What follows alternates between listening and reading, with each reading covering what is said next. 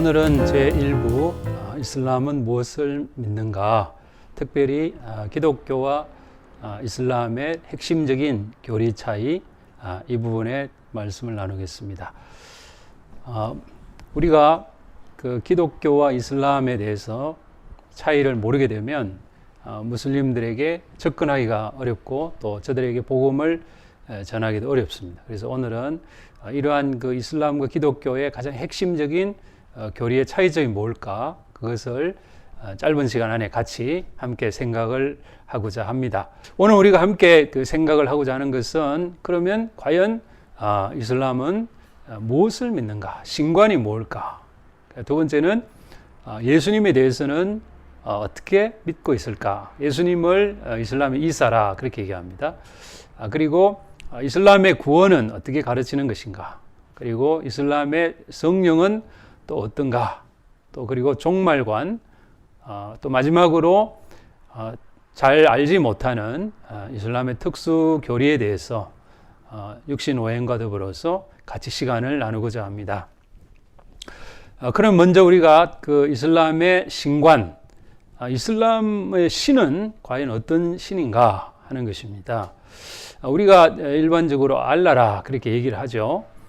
그런데 요즘에는 그것을 이제 번역을 하나님으로 다 번역을 하고 있습니다. 그래서 정말 성도들이 볼 때는 굉장히 참 혼동되기 쉬운 그런 용어가 이 하나님에 대한, 신에 대한 그런 용어가 되겠습니다. 이슬람에서의 신관은 쿠란 5장 73절에 보시게 되면은 삼위일체를 믿지 않습니다. 삼위일체를 믿게 되면 고통스러운 벌이 가해진다. 이렇게 쿠란 5장 73절은 기록을 하고 있습니다. 그러나 성경 말씀에는 하나님에 대해서 어떻게 가르치는가 하면은 요한복음 10장 30절에 보시게 되면 나와 아버지는 하나라 그렇게 말씀하고 있죠. 요한일서 2장 22절에서 23절에 보시게 되면 거짓말하는 자가 누구냐? 예수가 그리스도이심을 부인하는 자가 아니냐? 아버지와 아들을 부인하는 자는 저 그리스도라. 그렇게 가르쳐주고 있습니다. 그래서 아들을 부인하는 자에게 아버지가 없고 아들을 시인하는 자에게 아버지도 있느니라. 그렇게 말씀하죠. 그래서 이 이슬람의 신관이라고 하는 것은 그 하나님, 성부 하나님, 성자 하나님, 성령 하나님에 있어서 아버지와 아들이 존재한다는 것을 믿지 않습니다. 아버지가 한 분, 하나님의 한 분인데 무슨 그게 아들이 있냐? 그거는 인간적인 개념이 아니냐, 이렇게 이제 생각을 많이 하죠. 그래서 이슬람의 신관은 하나님이 한 분밖에 없다. 아들이 뭐 또 있다. 그런 걸 전혀 믿지 않는다. 이것이 이슬람의 가장 기본적인 그 신관이 되겠습니다. 자, 이제 두 번째로 보시면은 과연 그 이슬람에서는 예수님에 대해서 어떻게 가르칠까 하는 것입니다. 예수를 이슬람에서는 이사라 그렇게 얘기를 합니다. 이사에 대해서 쿠란의 가르침을 보시게 되면은 예수님은 우리 죄 때문에 십자가에 못 박혀 죽으신 것을 믿지 않습니다. 쿠란 4장 157절에 그렇게 기록이 되어져 있습니다. 그러나 우리 성경에서는 이사야서 53장 5절과 6절에 보시게 되면은 그가 찔림은 우리의 허물을 인함이요 그가 상함은 우리의 죄악을 인함이라. 그가 징계를 받음으로 우리가 평화를 누리고 그가 채찍에 맞음으로 우리가 나음을 입었도다. 우리는 다 양 같아서 그릇 행하여 자기 길로 갔거늘 여호와께서는 우리 모두의 죄악을 그에게 담당시키셨도다. 그렇게 해서 성경은, 구약 성경에 예수님께서 우리 죄 때문에 십자가에 못 박혀 죽으신다는 것을 미리 예언하고 있지만 이슬람에서는 예수님이 우리 죄 때문에 십자가에 죽으신 것을 결코 믿지 않는다라고 하는 사실입니다. 두 번째는 이슬람에서 예수님은 어떤 존재인가? 예수님은 십자가에 못 박혀 죽으시지도 않았고 부활하지도 않았다는 것입니다. 예수님이 죽으심 속에서 부활한 것을 믿지 않습니다. 그러나 성경에서는 예수 그리스도의 부활하심에 대해서 너무나 분명하게 가르치고 있습니다. 고린도전서 15장 12절에서부터 14절의 말씀에 보시게 되면은 예수 그리스도의 부활을 우리가 믿지 않는다면은 우리가 전파하는 것도 헛것이고 너희의 믿음도 헛것이다. 그렇게 가르쳐주고 있습니다. 예수님의 십자가의 죽으심과 부활을 믿지 않는다는 것입니다. 이사야서 구약 성경에 있는 그 예수님의 십자가의 죽으심, 또 고린도서에 있는 예수님의 부활하신 뿐 아니라 공간복음서, 또 사복음서, 또 그리고 요한서신, 요한사도, 기타 여러 성경 전체에 걸쳐서 예수님의 십자가의 죽으심과 부활에 대해서는 분명하게 가르쳐주고 있습니다. 세 번째로 그 이슬람에서는 예수님에 대해서 어떻게 가르치는가 하면은 예수님은 어떤 존재냐? 그 알라의 종에 불과하다. 그렇게 가르쳐주고 있습니다. 그러나 여기에서 말하는 그 예수님이 알라의 종이다라고 하는 뜻은 예수님은 신이 아니다. 인간에 불과하다. 그러한 것을 강조하는 것이죠. 성경에서도 우리 예수님을 가리켜서 종이다.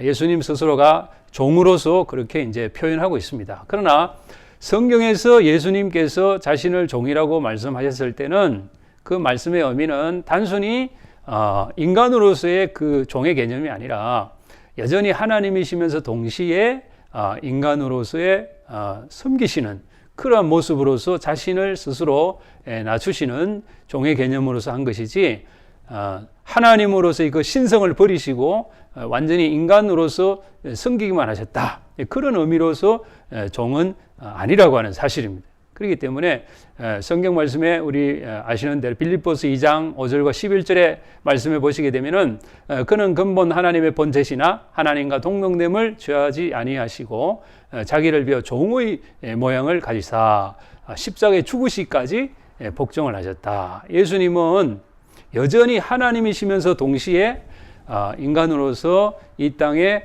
오셔서 우리에게 섬김의 모습을 보여준, 그래서 스스로 겸손해지신 모습으로서의 종의 의미지 이슬람에서 가르쳐주는 것처럼 신성이 없는 인간으로서 단순히 종에 불과하다. 그러한 종은 아니다라고 하는 사실입니다. 뿐만 아니라 이슬람에서는 만일에 이 예수님의 신성을 인정하게 되면은 불신자다. 그렇게 얘기를 합니다.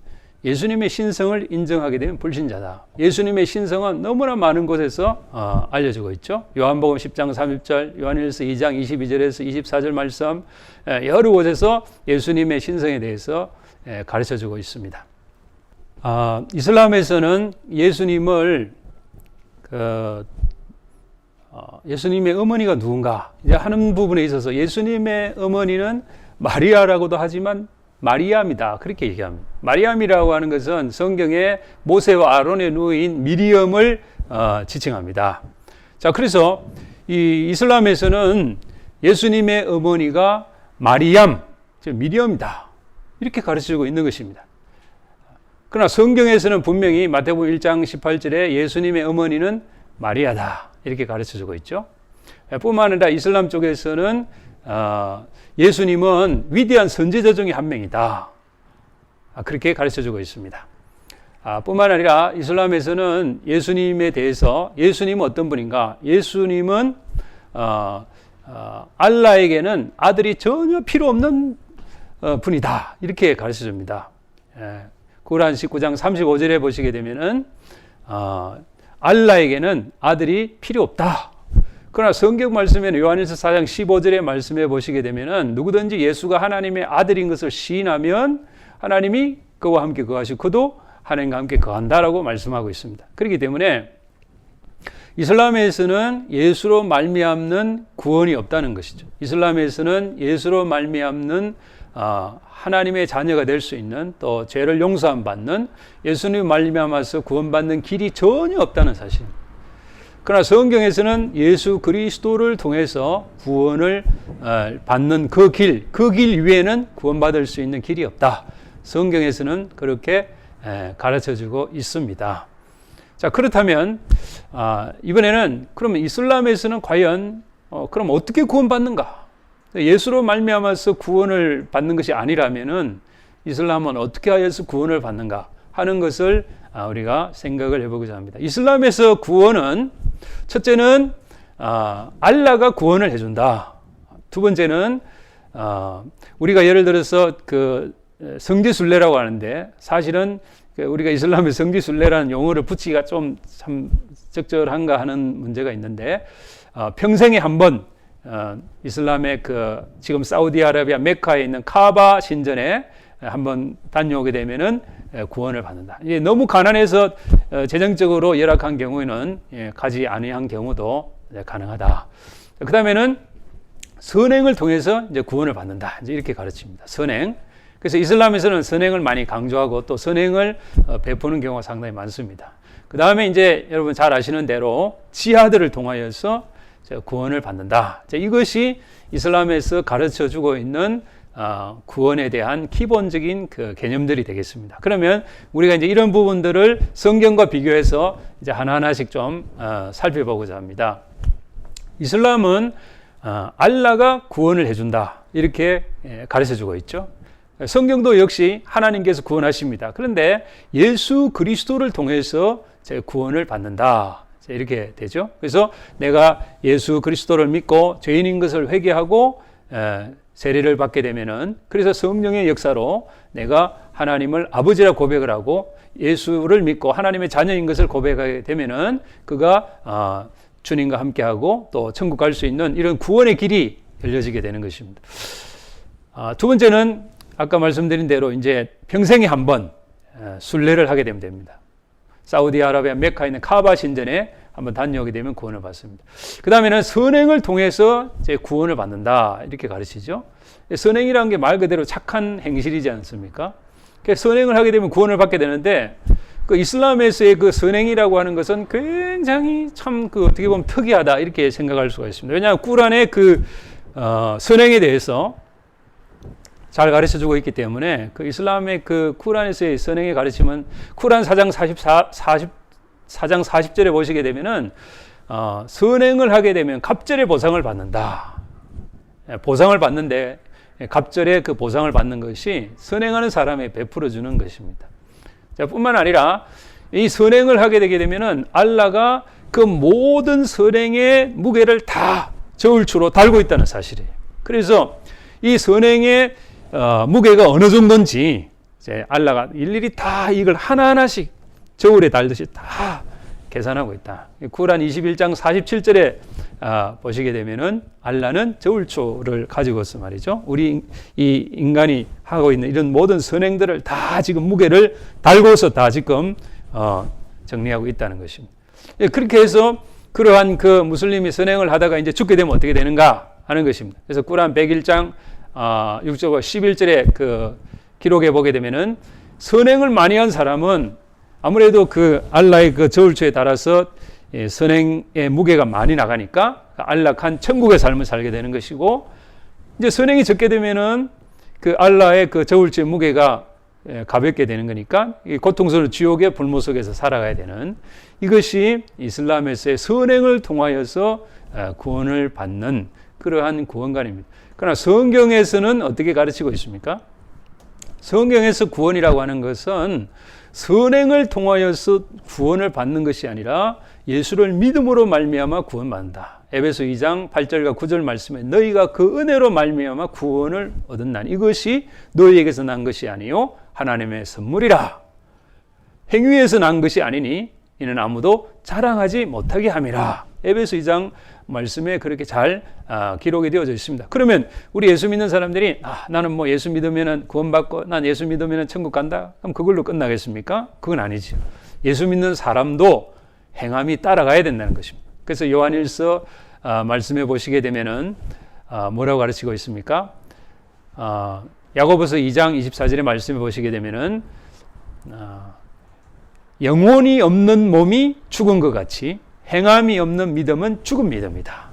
오늘날 우리 교회가 많은 세상의 지탄을 받고 있는 이유 중에 하나는 말로는 내가 예수 믿고 신앙생활하고 경건한 삶을 사는 것 같아도 삶에서 세상의 빛과 소금의 역할을 감당하지 못하기 때문에 또 감당하시는 분도 많이 있지만 대부분의 경우에서는 세상의 손가락질을 받고 있다라고 하는 사실입니다. 그래서 우리가 이러한 부분에 있어서 다시 한번 무슬림 혹은 기타 다른 이 세상의 많은 사람들, 불신자들을 볼 때에 우리 예수 믿는 사람으로서 이러한 선행, 착한 행실, 빛과 소금의 역할, 예수님께서도 너희는 세상의 빛과 소금이다 라고 말씀을 했습니다. 또 그렇게 살아가라고 했지만 우리가 그렇게 살지 못하고 있기 때문에 오늘날 이런 많은 어려움을 또 비난을 당하고 있는 것일 수도 있습니다. 그래서 이러한 부분에서 우리도 열심으로 착하고 좋은 그런 선행을 베푸는 그러한 우리의 삶이 꼭 필요하다라고 할 수 있겠습니다.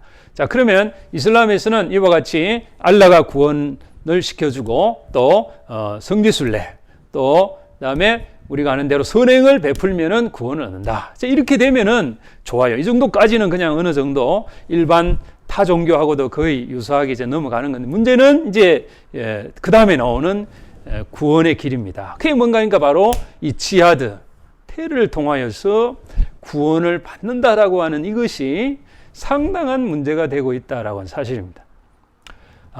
이슬람에서의 구원가는 이러한 그 지하드를 통하여서 구원을 받는다라고 하는 것이 이게 쿠란에 기록이 되어져 있다라고 하는 사실이에요. 그래서 쿠란 3장 169절과 195절에 보시게 되면은 알라를 위해서 지하드 하다가 전사를 하게 되면은 죄 용서를 받고 구원받는다는 것입니다. 그게 쿠란 3장에 기록이 되어져 있습니다. 뿐만 아니라 쿠란 61장 11절에 12절의 말씀에 보시게 되면은 자기의 재산을 바치고 생명을 바쳐서 지하드 하다가 전사해도 역시 죄 용서를 받고 천국 간다라고 하는 사실이에요. 그렇기 때문에 이슬람에서의 이 그 구원관에서의 지하드라고 하는 것은 상당히 우리가 지금 생각을 많이 해야 돼요. 그러면 그렇게 지하드 하다가 죽으면 어떻게 되느냐? 이제 구원을 받는데 천국을 간다는 거예요. 근데 쿠란 37장 48절과 49절의 그 기록을 보시게 되면은 지하드 하다가 죽은 사람은 천국을 가는데 천국에는 아름다운 여성이 기다리고 있다라고 하는 사실이에요. 그 아름다운 여성이 기다리고 있는데 머리는 감고 눈동자는 감고 또 그리고 자기 나이에 맞는 그러한 여성이 기다리고 있다는 사실이에요. 근데 하디스에 보시게 되면 하디스라고 하는 것은 뭔가 하면은 무함마드가 632년에 죽고 그리고 나서 200년 뒤에 기록되어진 무함마드의 그 은행록을 하디스 그리고 순나라고 얘기하는데 그 하디스에 기록되어져 있는 법이에요. 쿠란에 기록되어져 있는 법이에요. 근데 하디스에는 어떻게 기록되어져 있는가 하면 지하드 하다가 죽고 천국에 가게 되면은 그 천국에는 아름다운 여성이 70명이 기다리고 있다. 혹은 72명이 기다리고 있다. 이렇게 가르쳐져요. 그러면 남자는 어떻게 되느냐? 지하드 하다가 전사한 그 남자 경우에는 천국 가게 되면은 그 70명의 여성을 자기가 상대를 해주려고 하면은 100명에 해당되는 정력을 가지게 된다. 이렇게 하디스에 기록이 되어져 있어요. 그래서 이러한 부분에서 그 구원관이라고 하는 것이 일반적으로 생각하기에는 상당히 무리가 있는 그러한 이 구원의 개념이 있습니다. 물론 모든 무슬림이 전부 다 지하드를 통해서 구원을 받는다. 그건 아니죠. 순수한 무슬림도 상당히 많이 있습니다. 극단주의적인 그러한 근본주의 이슬람 무슬림들이 있기 때문에 그래서 그 사람들이 저러한 극단적인 그 구원관을 가지고 있다는 것이 문제죠. 그래서 우리가 그러한 것을 잘 알고 있어야 무슬림들을 대할 때에 우리가 바로 응대를 할 수 있게 됩니다. 자, 그렇기 때문에 그러한 그 지하드가 계속해서 만연되게 되니까 테러가 나올 수밖에 없는 그런 구조가 되는 것입니다. 그래서 이제 그 쿠란의 가르침을 보게 되면은 이제 테러가 얼마나 참 비일비재하게 일어나고 있는가 하는 것은 여러분 보시게 되면 잘 알 겁니다. 쿠란의 그 가르침에 대로 테러를 하는데 이것이 공식적으로 쿠란에 기록이 되어져 있습니다. 자, 예를 들면은 쿠란 4장 89절에 보시게 되면은 알라를 배도한다. 알라를 저버리는 자는 불신자는 죽여라. 배도자는 죽여라. 이렇게 기록이 되어져 있습니다. 그리고 쿠란 8장 39절의 그 가르침의 내용을 보시게 되면은 그 내용에는 세상의 모든 종교가 알라에게 복종할 때까지 지하다라 그랬습니다. 자, 우리는 여기에서 아주 그 중요한 것을 알게 됩니다. 그게 뭔가 하면은 혹이라도 이슬람이 기독교하고 평화하면서 공존하고 지내자. 혹은 이슬람이 불교계하고 공존하면서 평화하고 지내자. 라고 하는 것이 쿠란의 가르침에 비추어 보면 전혀 맞지 않다라고 하는 사실입니다. 왜 그렇습니까? 쿠란 8장 39절의 말씀 그 가르침의 내용과 같이 세상의 모든 종교가 알라에게 복종할 때까지 지하드하라 그랬기 때문에 이슬람하고 같이 공존하면서 평화할 수 있는 종교는 결코 이 세상에 그 어느 종교도 없는 것이에요. 모든 종교는 반드시 이슬람의 지배하에 들어가야 된다. 오직 알라만이 세상을 다스려야 되는 이슬람교만이 이 세상의 종교이기 때문에 결코 이슬람하고 함께 갈 수 있는 종교는 이 세상에 하나도 없습니다. 그렇기 때문에 우리가 이러한 그 이슬람의 가르침을 잘 알고 있어야만이 우리가 무슬림을 잘 상대할 수 있게 되는 것입니다. 그래서 여러분이 그 유튜브라든지 혹은 일반 그 영상 혹은 그 신문 방송 매체를 통해서 볼 수 있는 것이 대단히 매우 잔인하게 무슬림들이 그 비무슬림을 죽이는 그런 장면들이 왜 나타나는가? 그 쿠란에 기록이 다 되어져 있습니다. 쿠란 9장 123절에 보시게 되면은 비무슬림들이 무슬림이 얼마나 잔인한지 알도록 싸워라 이렇게 기록이 되어져 있습니다. 자, 그렇기 때문에 이슬람 극단주의자 그 근본주의자들은 쿠란의 가르침대로 살기 때문에 이러한 것들을 우리가 잘 알고 있어야 됩니다. 근데 우리가 이 부분을 생각할 때에 그러면은 이슬람 극단주의자 IS라든지 이런 과격 테러리스트들은 극소수고 순수한 사람들이 상당히 많으니까 우리는 뭐 걱정 안 해도 가만히 있어도 괜찮겠구나. 그러지 않습니다. 왜냐하면은 쿠란 안에 가르침이 그렇게 기록되어져 있기 때문에 아무리 순수한 무슬림이라 할지라도 쿠란을 계속 읽다가 보게 되면 결국은 그러한 과격한 근본주의 쿠란의 가르침에 접하게 되면 어느 사이 자기도 모르는 사이에 이슬람 근본주의 과격주의로 경도되어진다라고 하는 사실입니다. 그래서 지금 현재 전 세계적으로 일어나고 있는 많은 이 테러리스트들을 추적 조사를 해보게 되면은 그분들이 어느 날 갑자기 근본주의 과격주의 테러리스트가 된 게 아니에요. 그 배후에는 아주 순수한 이웃집 착한 아저씨 그런 경우들이 상당히 많았고 또 이웃에서도 전혀 의심하지 아니하는 그러한 사람들이었음에도 불구하고 어느 날 갑자기 이러한 일들이 벌어지고 있다는 사실입니다. 그래서 모든 무슬림들이 다 테러리스트는 아니지만 그러나 우리가 이러한 그 쿠란의 가르침을 볼 때에 이러한 부분을 우리가 잘 알고 대응하지 않으면은 안 되겠구나 하는 것을 잘 알게 됩니다. 자, 그렇다면 이번에는 이슬람은 과연 그 성령에 대해서 어떻게 생각하고 있을까 하는 것입니다. 쿠란에 보시게 되면은 이슬람은 성령을 하나님으로 제3위 하나님으로 믿지 않습니다. 그리고 이슬람에서의 그 성령은 인간의 영혼과 같이 교호적으로 사용할 수가 있는 단어가 이 성령이라고 하는 것입니다. 왜냐하니까 이 성령이 하나님이 아니시기 때문에 알라가 만드는 그런 이 피조물이 바로 성령이라고 이슬람은 알고 있고 쿠란은 그렇게 가르쳐주고 있습니다. 뿐만 아니라 이슬람에서는 이 성령이 누군가 성경에서 가르쳐주고 있는 가브리엘과 같은 존재로 그렇게 보고 있습니다. 그래서 상당히 혼란스럽게 그 이슬람의 그 성령이 지금 쿠란에 기록되어져 있는 것을 우리가 쉽게 알 수 있습니다. 자, 그러면 우리가 이것을 하나하나씩 우리가 살펴보도록 그렇게 하겠습니다. 자, 그럼 먼저 우리가 이제 생각하는 그 이슬람의 성령이 이 피조되었다. 알라가 만든 피조물이다.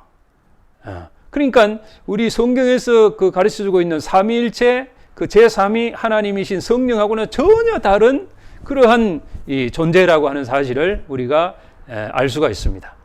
무함마드가 계시를 받았을 때의 그 이제 내용을 보시게 되면 쿠란 97장 4절의 내용이 이렇습니다.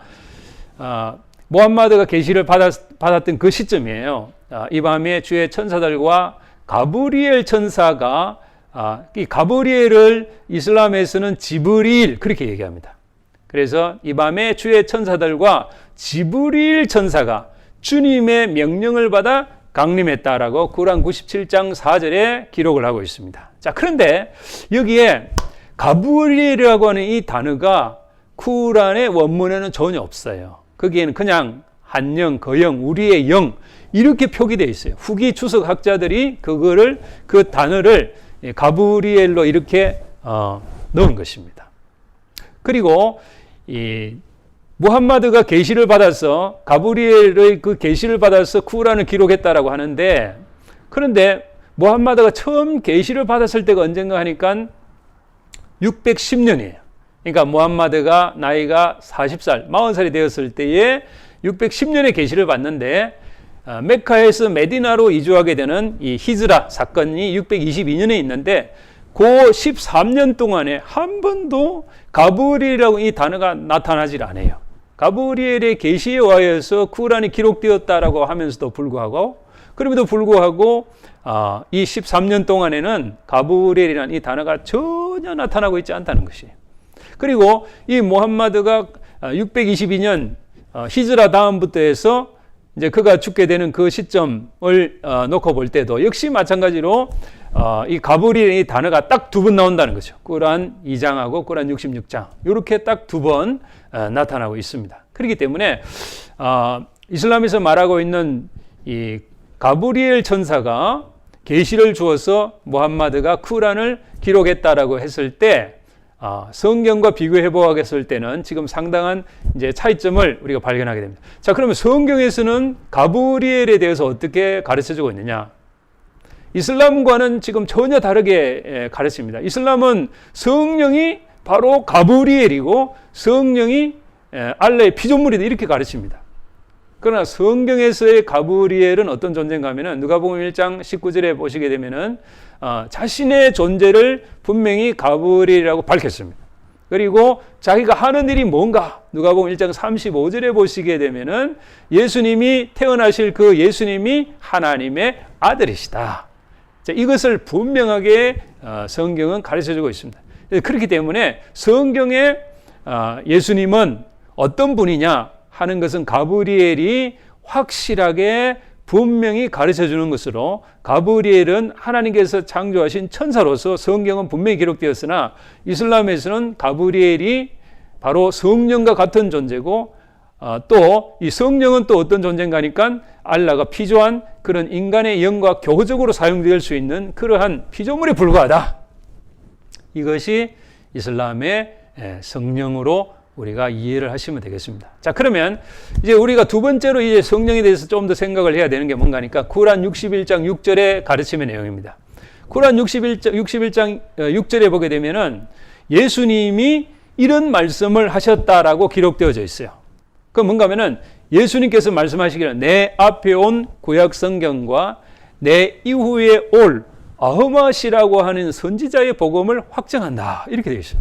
그러면 내 이후에 올 아흐맛이 누구냐 하는 거예요. 아흐맛은 무함마드의 별칭인 거예요. 그렇다면 예수님이 누가 온다는 걸 예언했는가 하면은 무함마드가 온다는 것을 예언했다라고 이슬람에서는 가르쳐주고 있는 것입니다. 그래서 이 쿠란 61장 6절의 그 가르침의 내용과 같이 예수님은 성령이 오신다는 것을 예언한 것이 아니라 무함마드가 온다는 것을 예언했다. 그렇게 이슬람은 가르쳐주고 있는 것입니다. 그러면 성경에서는 어떻게 가르쳐주고 있습니까? 성경에서는 요한복음 14장 16절과 17절의 말씀에 보시게 되면은 예수님께서 또 다른 보혜사 성령께서 오신다는 사실에 대해서 너무나 분명하게 가르쳐주고 있습니다. 내가 아버지께 구하겠으니 그가 또 다른 보혜사를 너희에게 주사 너희와 영원토록 있게 함께하리니 그는 진리의 영이라 세상은 능히 그를 받지 못하니 이는 그를 보지도 못하고 알지도 못함이라. 그러나 너희는 그를 아나니 그는 너희와 함께 거하며 너희 속에 계시겠습니다. 예수님께서 예언하신 것은 예수님이 십자가에 못 박혀 죽으시고 부활하시고 성천하시게 되면은 성령께서 오신다는 것입니다. 그걸 또 다른 보혜사라고 말씀하고 있어요. 그리고 진리의 영이라고 요한복음 14장 16절과 17절에 가르쳐주고 있습니다. 뿐만 아니라 요한복음 16장 13절의 말씀에 보시게 되면 그러나 진리의 성령이 오시면 그가 너희를 모든 진리 가운데로 인도하시리니 그는 스스로 말하지 아니하고 오직 들은 것을 말하며 장래일을 너에게 알리시리라. 그래서 요한복음 16장 13절에는 예수님께서 진리의 성령이 오신다라고 하는 사실에 대해서 우리에게 확실하게 가르쳐주고 있습니다. 그래서 성경 말씀은 이와 같이 예수님께서는 또 다른 보혜사 성령이 오신다는 사실을 분명하게 가르쳐주고 있지만 이슬람에서는 예수님이 무함마드가 온다라고 그렇게 가르쳐주고 있는 이것이 큰 차이가 되겠고, 그 다음에 이슬람에서는 아까 제가 말씀드린 대로 성령이 피조물이란 알라의 피조물이라는 사실을 분명히 가르쳐주고 있습니다. 자, 이러한 그 차이점은 우리에게 굉장히 중요한 내용인데, 자, 그러면은 이렇게 되었을 때 이제 문제는 뭐겠습니까? 바로 문제는 왜 이와 같이 무슬림은 예수 그리스도를 주로 고백을 하지 못하고 하나님을 아버지라고 고백을 하지 못하는가? 고린도전서 12장 3절에 기록되어진 말씀과 같이 성령으로 하지 아니하고서는 아무도 예수를 주라고 고백할 수 없다. 그렇게 말씀하고 있습니다. 다시 말씀드리면 이슬람은 성령이 없는 종교인 것입니다. 무슬림은 성령을 받지 못한 종교인 거예요. 그러니까 무슬림은 예수를 주라고 고백할 수가 없는 것입니다. 그렇기 때문에 우리는 그들에게 복음을 전거해야 될 책임이 또 사명이 여기에 있는 것입니다.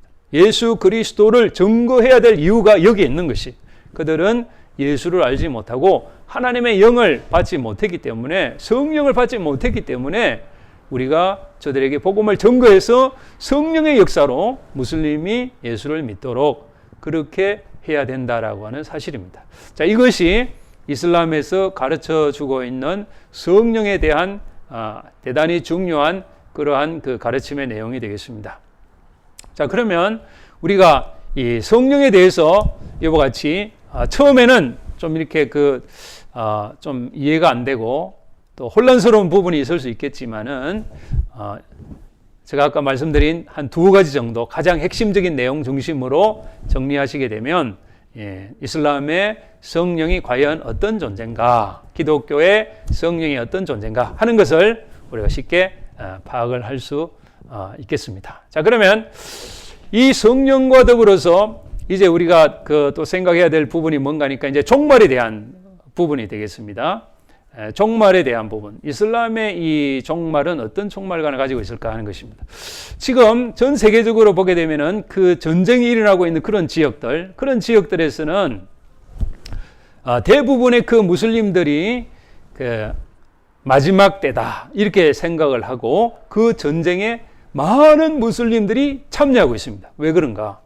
구란에서 가르쳐주고 있는 종말관을 믿고 있기 때문에 그렇습니다. 그래서 이슬람의 종말관은 수니파하고 시아파가 있는데, 수니파라고 하는 것은 무함마드가 죽었을 때에 무함마드가 사후 계승자를 만들어 놓지 않고 죽었기 때문에 그 계승자가 누구냐 이 문제를 가지고서 시아파 같은 경우에서는 반드시 무슬림의 그 혈통이 지도자가 돼야 된다. 무슬림을 이은 지도자가 돼야 된다. 이것이 이제 시아파의 주장이고, 수니파는 꼭 이 무함마드의 혈통이 아니래도 인정받는, 사회적으로 인정받는 그런 지도자라면은 우리의 지도자가 될 수 있다 해서 이러한 그 수니파의 그 주장이 나오게 됩니다. 그래서 수니파는 전 세계의 한 85%, 시아파는 한 15%의 그러한 그 차지를 하고 있습니다. 그러면 이 시아파가 되었던 수니파가 되었던 양쪽에 공통되는 종말관이 있습니다. 그게 뭔가 하면은 마지막 때가 이제 언제인가, 이제 이걸 놓고 이 기독교계, 다시 말하면 비무슬림의 이 가장 그 중심이라고 할 수 있는 콘스탄티노플이 이슬람에 의하여서 함락을 당하게 되면은 그때에 적그리스도가 와서 예루살렘으로 간다고 하는 사실. 그렇게 되면은 그때에 메시아가 와서 그 메시아가 바로 이 적그리스도를 죽이고 세상의 모든 비무슬림을 무슬림으로 만든다는 것입니다. 단순히 비무슬림을 무슬림으로 만드는 것이 아니라 죽이는 전쟁이 여기에 개입되어 있다는 사실입니다. 이것이 기본적인 수니파와 시아파의 공통된 그러한 종말관이 되겠습니다. 자, 그러면 이제 시아파의 그 종말관은 메시아 사상이 대단히 강합니다. 시아파에서는 12번째 이맘이 있는데 12번째 이맘이 사라져 버렸대요. 근데 12번째 이맘이 메시아로 온다는 사실입니다. 그래서 이 시아파는 메시아 사상이 대단히 강합니다. 그 다음에 요즘에 한참 계속해서 이제 있었지만 IS 같은 경우에 종말관이 뭔가 하면은 역시 이 기독교 비이슬람의 중심, 또 이 기독교계의 중심이라고 할 수 있는 이 로마 지역이 점령을 당하게 되면, 다시 말하면 이슬람에 의하여서 점령을 당하게 되면은 그때에 종말이 온다라 이렇게 믿습니다. 그럼 그 지역이 어디냐? 그 지역이 어딘가 하는 거죠.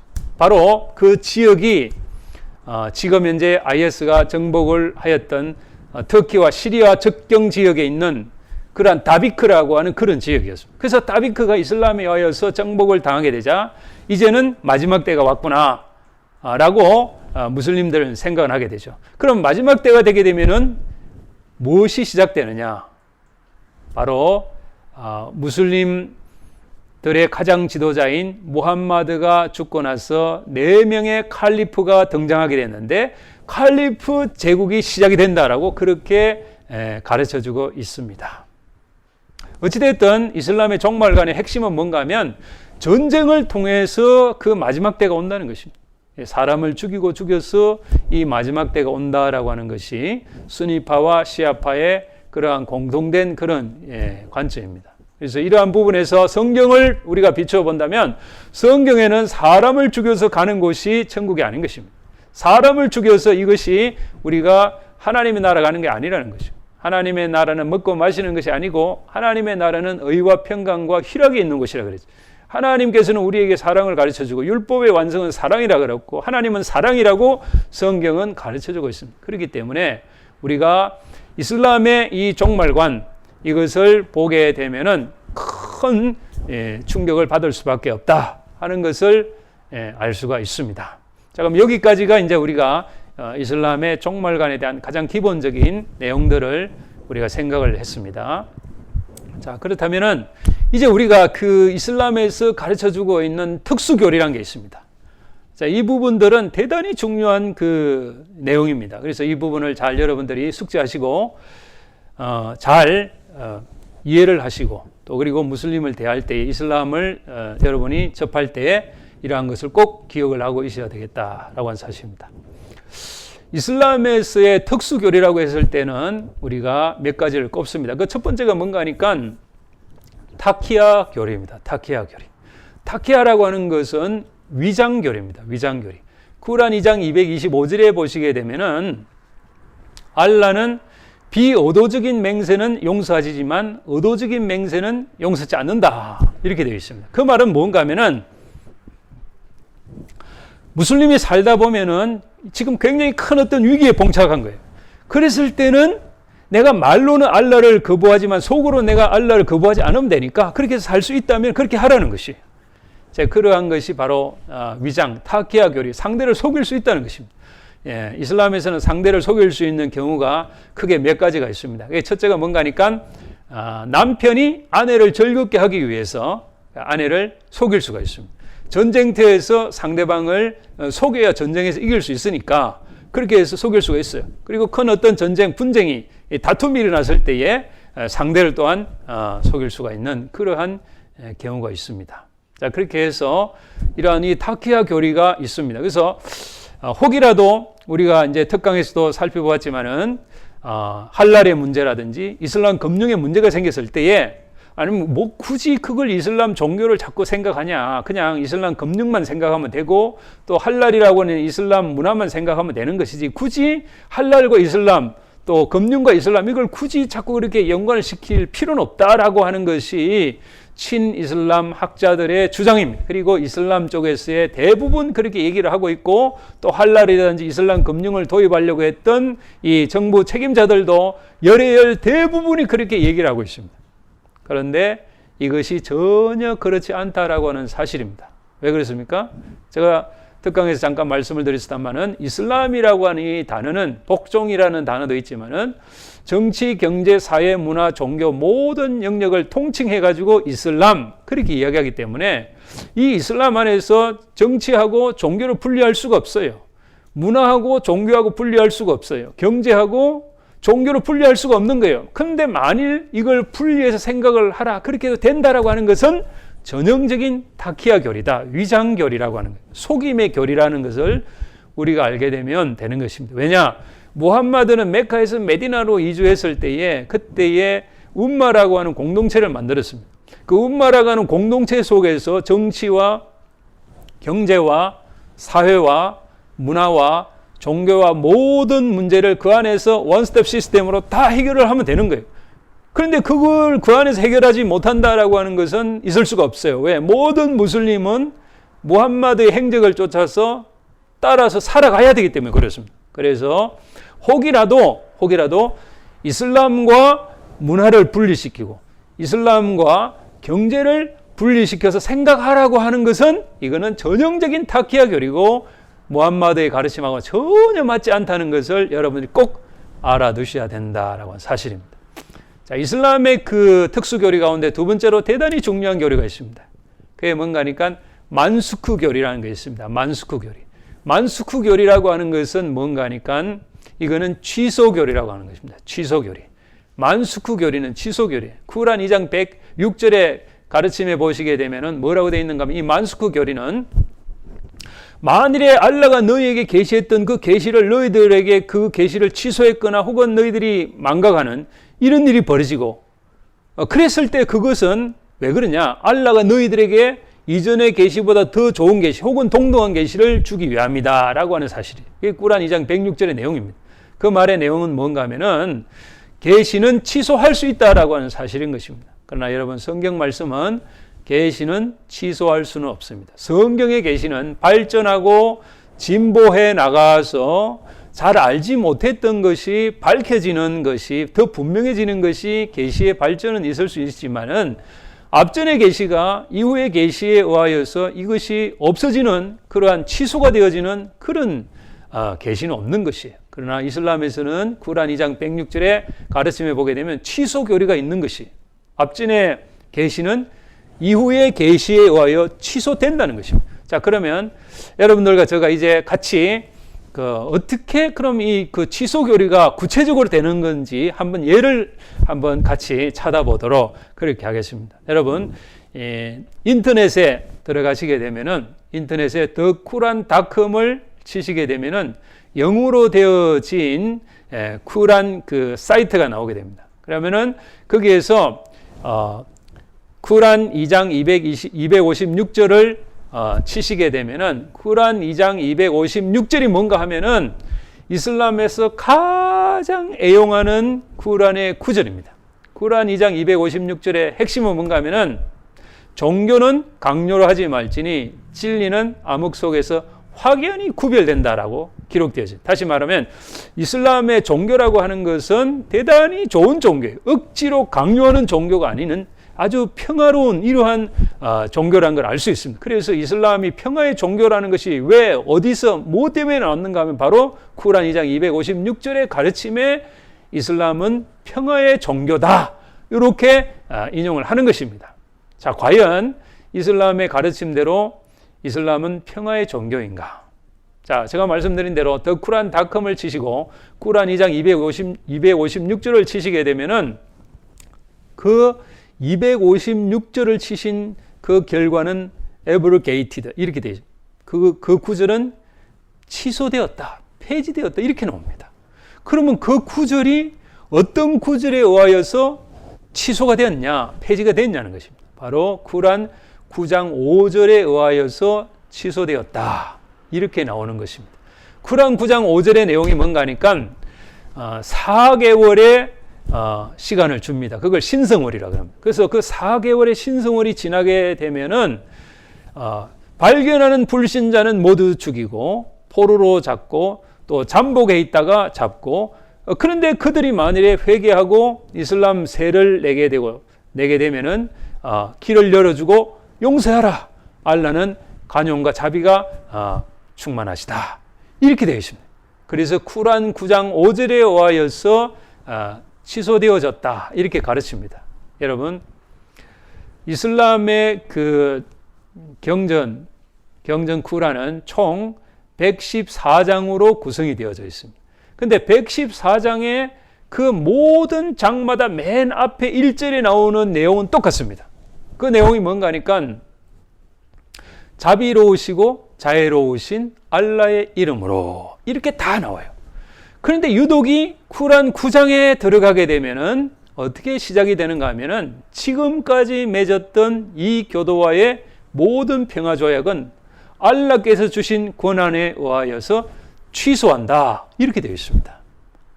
다시 말씀드리면 이슬람의 총 114장의 그 가르침 내용 가운데서 전부 다 마지막 대표해주는 장이 어디냐? 바로 꾸란 9장이라고 하는 사실입니다. 그래서 꾸란 9장 5절을 마지막 계시 칼의 9절, 지하드 명령이다. 이렇게 말하고 있는 것입니다. 그래서 꾸란 9장 5절에 의하여서 2장 256절은 취소가 되어졌다. 이렇게 가르치고 있습니다. 이것을 우리는 만스크 교리다. 이렇게 얘기를 합니다. 그래서 이 교리를 잘 모르기 때문에 이러한 그 만스크 교리를 아시게 되면은 이슬람의 그 쿠란의 가르침이 어떤 것인가 하는 것에서 대단히 중요한 것을 우리는 배울 수가 있게 됩니다. 자, 그러면 이제 우리가 그 이슬람에서 지금 가르치고 있는 대단히 또 중요한 그 내용이 있습니다. 그게 뭔가 하면은 이슬람의 그 육신오행이라고 하는 가르침이 있습니다. 육신오행이라고 하는 것은 6가지 그 믿음의 원리란 것이 있고 그 6가지 믿음의 원리를 따라서 행하는 5가지 실천하는 그러한 그 방안이 있습니다. 그걸 우리는 육신오행이다. 이렇게 얘기를 하죠.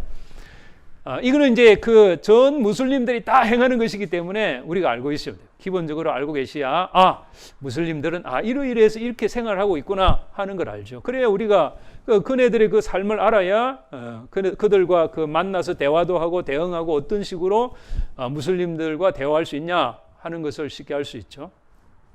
그래서 우선 그 육신에 대해서 우리가 살펴보게 되면은 첫 번째는 이슬람은 알라를 믿습니다. 알라의 이름이 99가지인데 이 알라를 믿으면은 이 무슬림이 된다는 사실이죠. 그래서 알라에 대한 믿음. 그다음에 이제 두 번째는 뭔가 하면은 이제 천사에 대한 믿음. 이슬람에서는 천사에 대해서 대단히 강조합니다.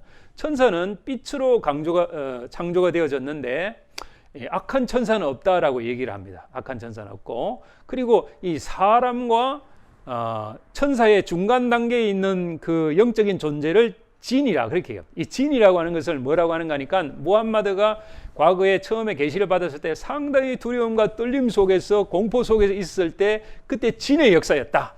악령의 역사였다. 그렇게 그 이슬람의 그 문헌에는 다 이제 나오고 있습니다. 자, 그래서 이러한 그 천사에 대한 가르침. 근데 이 천사 가운데서도 가장 나쁜 천사 가운데서 가장 앞장서 있는 천사가 뭐죠? 우리는 사단이라 그러잖아요. 이건 이제 이블리스.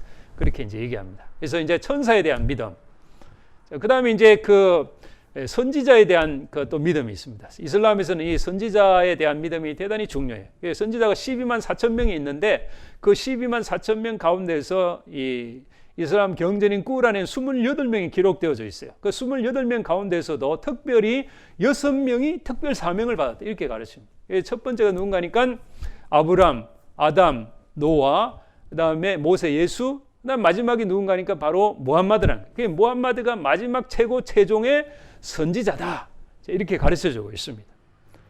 뿐만 아니라 이슬람에서는 이 경전에 대한 믿음이 있습니다. 알라가 그 무함마드에게 하늘에 있는 책인 쿠란을 계시를 이렇게 보내주었는데, 그런데 그 이슬람에서 다른 모든 이 기독교나 유대교의 그 경전을 전혀 믿지 않습니다. 전혀 믿지 않습니다. 그러면은 어떻게 하느냐? 그 모세 율법이라든지 예수님의 복음서라든지 그 다음에 다윗의 시편이라든지 이런 것도 인용을 하고 다 합니다. 그런데 마지막 최종의 이 경전은 바로 무함마드의 쿠란, 그리고 하디스, 그렇게 얘기를 하고 있습니다. 그것이 이 경전에 대한 믿음이 되겠습니다. 그 다음에 이슬람에서는 그 심판과 부활에 대한 그러한 그 내용을 믿습니다. 그러나 이 이슬람에서 심판과 부활에 대한 믿음은 있지만 내가 예수 믿고 구원 받았는지, 성경에서 말하는 예수 믿는 기독교인들이 말하는 예수 믿고 구원 받았는지 구원에 대한 확신은 이슬람에서 할 수 없다라고 하는 사실. 그러면 왜 이렇게 그 무슬림들은 이 구원의 확신을 할 수 없는가 하는 사실입니다. 그거는 알라가 구원해 주기 때문에 무슬림 개개인이 내가 구원받았는지 구원을 못 받았는지 확신할 수 없다는 거예요. 그러나 성경은 예수 믿은 사람은 자신이 말씀을 통해서 주님의 은혜로 성령의 역사로 구원의 확신을 할 수 있는 거예요. 그러나 이슬람은 구원의 확신을 할 수 없다. 마지막으로 이슬람이 믿는 그 6번째는 뭔가 하면은 알라에 의한 숙명에 대한 믿음이 있습니다. 숙명. 이 숙명이라고 하는 것은 여러분 잘 아시다시피 이슬람 세계에서는 반드시 이 알라가 구원을 해주기 때문에 인간이 선행을 했냐 안 했냐, 인간이 어떤 그 행함에 따라 가지고 구원이 아니라 알라가 전적으로 구원해 준다, 이렇게 그 가르치기 때문에 인간이 어떤 그 무슨 뭐 구원에 자기가 뭐 행동을 해가지고 구원을 얻는다, 이런 개념이 아니라는 거죠. 알라가 전적으로 구원해 준다는 것입니다. 알라가 구원해 준다. 근데 그래서 그런 그 교리가 좀 못마땅한 그 무슬림들도 있어요. 그래서 이슬람 세계 내에서는 그건 아니다. 그래도 어느 정도 인간의 그 행위가 책임이 있다, 구원받는 데는, 이렇게 주장하는 그 학자들도 있습니다. 자, 어찌됐든 이슬람의 육신은 이와 같이 6가지를 믿는다. 이것을 육신이라고 합니다. 그 다음에 이제 오행이라고 하는 것이 있습니다. 오행이라고 하는 것은 5가지를 행하면은 구원을 받습니다. 5가지를. 이 5가지가 뭔가 하면 첫째는 우리가 잘 아시는 대로 신앙 고백이라 그러죠. 알라 이외에는 다른 신이 없고 무함마드는 알라가 보낸 사도다, 이거예요. 이거를 신앙 고백하게 되면은 누구든지 다 무슬림이 되는 거예요. 그러니까 기독교하고 비교하게 되면 어떻습니까? 기독교는 예수 믿고 6개월 동안 학습받고 또 6개월 동안에 공부하면서 세례받고 최소한도로 뭐 1년, 또 어떤 사람은 한 세월이 지나고 나서도 세례받는 경우 막 예수 믿는 사람 많잖아요. 근데 이슬람에서는 내가 무함마드를 믿는다, 알라를 믿는다, 이걸 어떻게 증명하냐?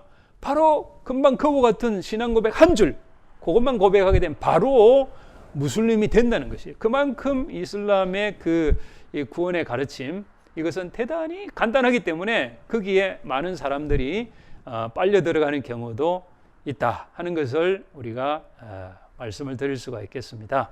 자, 그래서 이와 같이 신앙 고백을 하게 되면은 구원을 얻습니다. 그 다음에는 무슬림이 여러분 잘 아시는 대로 이 기도하는 게 있습니다. 기도. 하루에 이 기도를 5번을 하는 거예요. 아침에 기도하고 또 정오 12시 되면은 정오에 기도하게 돼요. 그 다음에 이제 또 오후에 기도하게 되고, 그 다음에 해가 이제 떨어지게 되면은 일몰 기도. 그 다음에 이제 저녁 기도하는 거예요. 그럼 하루에 5번씩 기도하는 거예요. 물론 모든 무슬림이 다 이렇게 하루에 5번 기도하는 건 아니에요. 이렇게 하루에 5번씩 기도하는 사람들이 있어요. 대부분 근본주의 무슬림들이에요. 그런데 한번 생각을 해보세요. 지금 영국 같은 경우에 직장이라든지 어떤 삶 속에서 무슬림들이 시간 딱 되니까 가서 기도하는 거예요. 그러니까 이런 모습을 보았던 여성들이 그냥 이 이슬람의 역사가 1400년이나 되는 이 어마어마한 이 긴 역사 속에서 그들의 가르침이 옳고 그르고가 눈에 보이는 게 아니에요. 우선 무슬림들이 가서 시간 되면 기도하니까 거기에 마음에 감동이 돼가지고 무슬림으로 개종하는 사람들이 상당히 많아요. 왜? 가정적으로 남편들이 제대로 된 신앙생활을 못 해주고 가정을 제대로 지켜주지 못하니까 여성들이 그러한 무슬림들의 모습을 보고서 무슬림으로 개종하는 일들이 상당히 많아요. 그래서 지금 현재도 전 세계적으로 무슬림으로 개종한 사람들을 조사를 하면 그분들 개종자의 80%가 예수 믿는 사람이었어요. 이거는 우리 기독교인들이 상당히 생각을 해야 될 그런 내용입니다. 자, 그래서 이슬람에서는 이와 같이 하루에 5번 하는 이런 기도, 살라트, 기도를 한다는 거, 그 다음에 이제 세 번째는 뭔가 하면은 이 금식을 합니다. 싸움이라고 하는데, 금식이라고 하는 것은 이제 일출부터 해가 뜨는 시간부터 시작해서 해가 지는 시간까지, 일몰 시간까지 이제 금식을 한다는 거. 자, 이거는 이제 금식 기간에 이제 반드시 한다. 이제 이것이 이슬람에서의 이제 오행이 되겠습니다. 그 다음에 우리가 상당히 이제 주의해서 이제 살펴봐야 되는 게 뭔가 하니까 바로 이 구제금이라고 하는 것이 구제금. 자기 수입의 2.5% 혹은 40분의 1. 예, 이것을 이 가난하고 힘들고 어려운 사람 구제기간에 내든지 종교기간에 내야 돼. 근데 문제는 이 자카트라고 하는 것이 치아드 자금으로 사용이 되어지고, 이 자카트라고 하는 것이 치아드 자금의 가장 큰 자금줄이 자카트라고 하는 것이 지금 알려졌습니다. 공적으로 이것이 다 조사가 다 되어졌습니다. 그래서 이 구제금, 이 자카트가 상당히 우려스러운 부분입니다. 자, 그래서 이제 이러한 그 자카트가 있고, 그 다음에 이제 마지막으로는 여러분 잘 아시는 대로 제가 아까 말씀드린 대로 이 순례, 사우디아라비아 지금 메카에 그 1년에 평생에 한 번 가게 되면은 이제 된다는 것입니다. 이제 이것을 그 오행이다 이렇게 말합니다. 그래서 이슬람에서는 이와 같이 육신 오행을 통하여서 구원을 받는다. 교리가 대단히 간단합니다. 복잡하지가 않아요. 그러나 이제 우리 기독교에서는 소요리 문답도 있고, 뭐 대요리 문답도 있고, 또 웨스트민스터 신앙고백도 있고, 또 뭐 그 6개월 동안의 학습 과정을 거치고, 또 6개월 동안의 세례 과정을 거치고, 여러 가지 굉장히 복잡한 그런 내용들이 많습니다. 이게 좀 참 필요로 하기도 한데, 또 한편으로는 우리가 이러한 부분에 있어 가지고서 이슬람은 이렇게 해가지고 지금 그 교육을 시키구나 하는 것을 이제 우리가 또 살펴볼 수 있는 기회가 될 것 같습니다. 자, 그러면 이런 모든 것을 우리가 이제 단어 하나로 딱 정리해가지고 우리가 어떻게 말할 수 있을까? 자, 이거를 우스와 하사나 이렇게 정리할 수 있습니다. 우스와 하사나. 우스와 하사나라고 하는 뜻은 뭔가 하면은 무함마드가 평소에 했던 모든 것을 따라 하겠다는 것입니다. 그걸 우스와 하사나라고 얘기하는 것입니다. 그렇게 해서 이제 이슬람의 모든 교리들이 무함마드를 따라서 그대로 본받는 것입니다. 자, 그렇다면 우리가 오늘 이 시간에 이슬람의 교리에 대해서 기독교와의 그 차이점에 대해서 핵심적인 차이가 뭐냐 하는 것에 대해서 우리가 살펴보았습니다. 자, 그렇다면 그동안에 우리가 이슬람에 대해서 논했을 때는 이 부분적으로만 이렇게 자꾸 생각을 해왔었던 것이 사실입니다. 부분적으로만 생각을 많이 했죠. 그래서 이슬람 이 교육을 하고 또 이슬람 세미나, 강의, 특강 이런 여러 가지 과정을 거쳐서 이제 교육을 받게 되면 그때는 상당히 막 뜨거워집니다. 이렇게 뭔가를 내가 해야 되겠다. 막 도전을 받고 말이죠.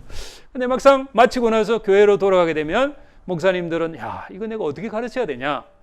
책 몇 권 가지고서 어느 세월에 그걸 정리해가지고 또 소프트웨어를 개발을 하고 말이죠. 교육안을 만들고 어떻게 다 하겠습니까? 참 또 힘들어하는 거예요. 성도들도 마찬가지로 구역 식구들한테 가서 구역장 같은 경우, 또 조장 같은 경우, 또 혹은 부교육자 같은 경우에 교회 돌아가가지고 가르치려고 해도 이게 정리가 돼가지고 뭔가 소프트웨어가 있어야 되는데 전혀 이게 안 되는 거예요. 그래서 우리가 지금 이런 작업을 하는 이유는 무엇인가 하면은 누구든지 어떤 분이라도 일단 이 강의를 듣고 이 특강을 듣고 짧은 시간 안에 이슬람에 대한 전체적인 틀을 세울 수 있다는 것이, 그리고 이 작업을 위해서 소프트웨어를 다 개발을 해놨기 때문에 누구든지 이 강의를 따라와서 이 교육을 받으시게 되면은 반드시 교회 내에서 이슬람을 교육을 할 수 있게 되는 것입니다. 자, 그래서 우리가 오늘 이슬람과 기독교의 핵심적인 교리의 차이점을 우리가 생각을 하면서 우리가 이러한 부분들을 살펴봤기 때문에 이제 우리가 어떻게 이제 대응해야 될 것인가 하는 것입니다. 우리가 이것을 대응하기 위해서는 반드시 우리 목회자분들께서 교회 내에서 가르칠 수 있도록 먼저 꼭 교육을 받으시기를 바랍니다. 그리고 나서 교회 내에서 교육을 할 수 있도록 그렇게 하셔야 되겠습니다. 그리고 이 교리적인 작업이 결코 복잡한 것이 아닙니다. 제가 이 작업만 10여 년 동안에 준비해 오면서 했기 때문에 누구라도 쉽게 이슬람의 교리를 기독교와 비교하면서 접근할 수 있도록 만들어놨기 때문에 전혀 어렵지가 않습니다. 우리가 알고 있는 성경 지식에다가 이슬람의 그 가르침을 이렇게 비교해서 한 것이기 때문에 굉장히 접근하기가 쉽습니다. 그래서 이거를 잘 정리하시고 그 다음에 이것을 교회에다가 적용을 하세요. 특별히 우리가 한 마음이 되어가지고 기도하면서 복음의 말씀 속에서 이 부분을 우리가 정리해 나간다면은 아주 확실하게 정리할 수 있을 것입니다. 그리고 그 이슬람에 대해서 이러한 기본적인 그 가르침, 이 원리 이런 걸 모르게 되면은 우리는 무슬림하고 결코 이 대화를 할 수도 없거니와 그들에게 복음을 전할 수도 없습니다. 그런데 이러한 내용들을 우리가 잘 숙지하시게 되면은 쉽게 무슬림들과 만나서 대화할 수 있고 저들에게 복음도 전할 수 있게 되는 것입니다. 그래서 다시 한번 강조를 해드립니다마는 우리가 제일 약한 것 중에 하나가 무엇인가? 이슬람을 너무 모른다는 사실이에요. 그래서 이슬람에 대해서 이런 정말 좋은 기회를 만들었습니다. 여러분들께 잘 숙지하시고 그 다음에 이 기독교계가 지금 제일 손가락질 받는 것 중에 하나가 세상에서 빛과 소금의 역할을 좀 하지 못하고 있는 것이 아닌가 하는 이런 부분에서 우리가 좀 더 신경을 써야 되고 그리고 우리가 한마음 한뜻으로서 나아간다면은 반드시 우리가 저들에게도 복음을 전가하고 저들도 주님의 품으로 우리가 이끌 수 있으리라 그렇게 확신합니다. 오늘 이 교류 과정을 통해서 여러분들이 신앙생활에 도움이 되시고 교회에서도 이러한 이슬람에 대한 이해도를 높일 수 있는데 도움이 된 시간이 되었으면 대단히 고맙겠습니다. 감사합니다.